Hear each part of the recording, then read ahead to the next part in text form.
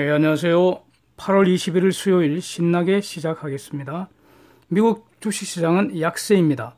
장 마감 전에 많이 밀렸습니다. 한 100포인트 내외로 왔다 갔다 하더니 다우가 170포인트 하락으로 마감됐습니다. 홈디표가 예상보다 좋은 실적을 발표를 했는데 4% 이상 급등을 했지만 국채 수익률 다시 하락했고요. 그래서 은행주들 줄줄이 하락하고 주요 반도체 기업들 내렸습니다. 2이어, 10이어 수익률 곡선 더 이상 역전 현상은 안 보이고요. 좁은 플러스 스프레드 유지하고 있습니다. 플러스 스프레드라는 것은 10년물 수익률이 2년물 수익률보다 더 높다는 것입니다. 달러 지수는 소폭 내렸지만 여전히 98 이상 강달러 지속되고 있고요. 원 환율 1206원으로 소폭 내렸습니다. 오늘 8월 중순까지 20일까지 한국의 수출입 실적 발표되는데 주목해 보겠습니다. WTI유는 소폭 내려서 56불선입니다. 최근 유가는 이 55불 중심으로 좁은 범위에서 등락을 거듭하고 있는 것 같습니다. 데이터 정리합니다. 7월에 독일 생산자 물가지수 연율 1.1%인데 이전에 1.2%보다 감소한 겁니다. 생산자 물가지수 감소는 향후 한 4, 5개월 정도 동안 단기간에 경기가 좋지 않다 이런 것을 시사하는 것입니다. 미국 레드북 소매 판매 지수는 연율 4.9%로 이전보다 증가했습니다. 미중 무역전쟁에서요, 트럼프가 자신의 단호한 입장을 다시 밝힌 것으로 보입니다. 로이터 보도를 보시면 베이징이 워싱턴을 수십 년간 속이고 갖고 놀았다.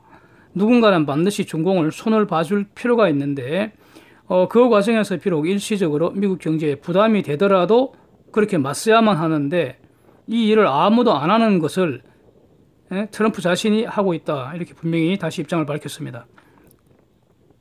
중공에 대한 추가 관세가 집행되면은 앞으로 결국 3천억 불에 대해서 9월 1일부터 10% 시행이 되고요. 물론 일부는 연기가 돼서 12월 16일부터 시행이 된다는 것이고, 결국 저는 내년쯤 가면은 25%로 올라갈 것으로 예상을 이렇게 마음의 준비를 하고 있습니다.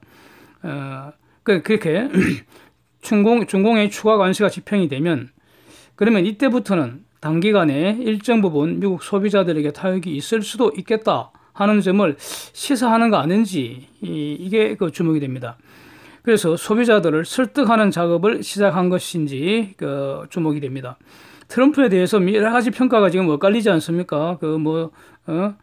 최소한 미중 무역 전쟁이나 이에 대한 미국 경제에 대한 평가 부분, 이 부분은 저는 뻥은 없는 것 같습니다.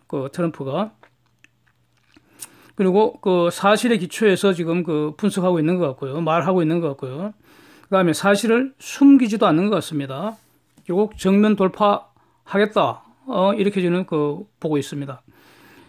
트럼프의 대응은요, 금리 인하하고 양적 완화 조정을 하고 있지 않습니까? 오래됐잖아요. 그래서 금리 인하는 다시 한번 패드를 압박을 했습니다. 신속하게 적어도 1% 이상 내리라는 겁니다. 그래서 트럼프 말대로 한다면은 지금 기준금리 2에서 2.25%니까 기준금리 1% 내외로 내려야 한다는 주장입니다.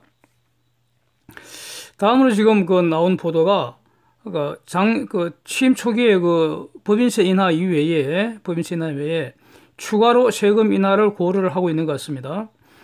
워싱턴 포스트나 뉴욕 타임스 등이 페이롤 텍스라는 게 한국의 근로소득세하고 비슷한 것으로 저는 이해를 하고 있습니다. 이거 인하를 검토했다고 보도를 하는데, 여기에 대해서 여러 가지 설왕설래를 하다가 트럼프가 어제 분명히 밝힌 것은 페이롤 텍스 컷을 포함해서 세금 인하를 계속 검토해 왔다는 것입니다. 자세히 보면 과거 완료형 문장으로 말을 했습니다. 즉, 오래전부터 검토를 했고 이미 마쳤다는 거 아닙니까? 그래서 제가 해석하기에는 지금 당장은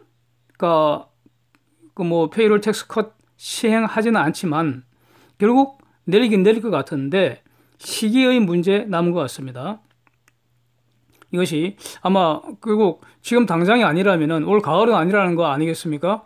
그러면 내년 봄쯤 인하할 건지 주목이 됩니다. 패드의 금리 인하에 대해서 내년 4월 이전에 5번가량 추가 인하해서 기준금리가 0.75에서 1%가 될 것이다. 이런 예측도 등장을 했습니다. 단스케뱅크라고, 이게 아마 네덜란드 은행인 것 같습니다. 여기에 미카엘 올라이 분석가가 이렇게 그 예상을 했습니다. 근거는 뭐 자세히 설명하지 않겠습니다. 중공 경제에 깔아앉는 모습 지금 분명한데요. 그러니까 중공 부양책도 계속되고 있는 것 같습니다. 이번 주에 그 LPR 제도 개선으로 이게 바로 실질적으로 금리 인하한 것이라고 말씀을 드렸는데, 여기에 더해서 인민은행이 어제 1년 만기 LPR을 4.25%로 고시를 했습니다. 근데 이 값은 기존의 1년 만기 그 대출금리 기준이 4.35%였기 때문에 이보다 낮은 거 아닙니까? 그래서 사실상 대략 한 3년 10개월 만에 금리 인하한 것으로 이렇게 그 평가를 한다는 것입니다. 홍콩 문제에 대해서 트럼프 대통령에 이어서 펜스 부통령까지도 연일 2047년까지 홍콩법 준수하라고 지금 압박을 하고 있습니다. 중공군을 동원한 무력 진압하지 말라고 경고하는 것입니다. 홍콩 기본법 하에서 중공이 군대를 동원해서 홍콩 시위 진압하는 것은 일국 양제 원 컨트리 투 시스템에 위반하는 불법 침략이라고 해석할 여지가 있는 것 같습니다.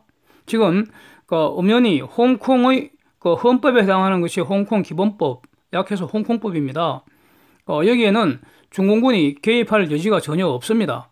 개입하면은 침략이 될 수도 있습니다. 이렇게 해석될 여지도 있는 것 같습니다. 1984년 홍콩을 반환할 때 영국과 중공 간의 홍콩 반환 협정에 위반할 여지도 있습니다. 아주 간단치 않은 문제인 것 같습니다. 최소한 2047년까지는 홍콩 기본법이 살아있어야 한다, 이런 뜻입니다. 무역전쟁에서 미국의 공세가 여전하고 앞으로 강화될 가능성 높은데, 홍콩에 대한 미국의 경고를 중공이 무시하고 군대를 동원할 수 있을지 매우 주목되는 그런 상황입니다.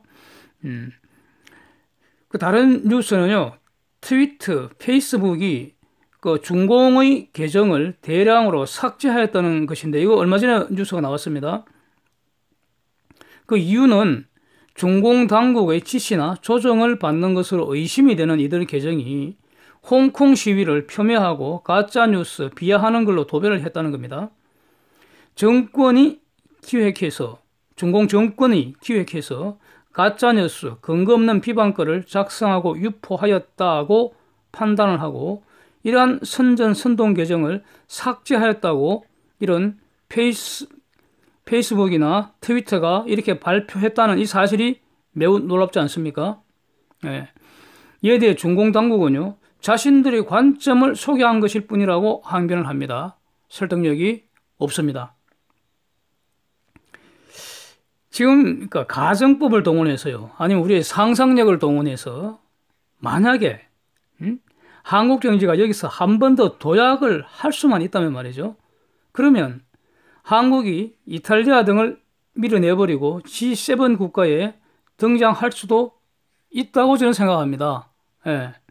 앞으로 수십 년간 중공은 분명히 지속적으로 저는 쪼그라들 것이라고 보고 있고요. 그러면 미국 중심의 새로운 경제 질서에 순응을 해가면은 이거 분명히 가능한 목표라고 저는 보고 있습니다. 이탈리아 경제가 계속 지금 쪼그라들고 있으니까요. G7 중에 지금 이탈리아가 제일 약하지 않습니까? 예, 저는 그렇게 보입니다. 그래서 이렇게 하려면은 한미일 동맹, 특히 경제적으로 긴밀하게 협력하고 동남아하고 이제 파트너를 맺고 이렇게 하면은 분명히 이거는 가능한 목표라고 보여지는데, 한국이 G7 국가에 등장하는 거. 그런데 현실은 한국 경제는 이런 어떤 희망과는 정반대로 중공보다 먼저 망가지고 있어서 매우 안타깝습니다. 한국 경제의 구조적 문제점을 개혁하기 위한 어떤 실천적 조치 하나도 안 보이고요. 이러한 노력들을 하려고 생각도 안 난 것 같습니다. 이 조국이라는 사람 말이죠, 지금까지 고발당한 건수만 아마 제가 정확히 세를 보지는 않습니다만은 엄청 많아서 분명히 10건은 넘을 것 같습니다. 앞으로 더 나오는 거 아닌지 솔직히 걱정되기까지 합니다. 이것이 단순한 정치 공세입니까? 이런 후한 무치하고 중대한 혐의들을 고발하지 않는다면 그게 문제 아니겠습니까?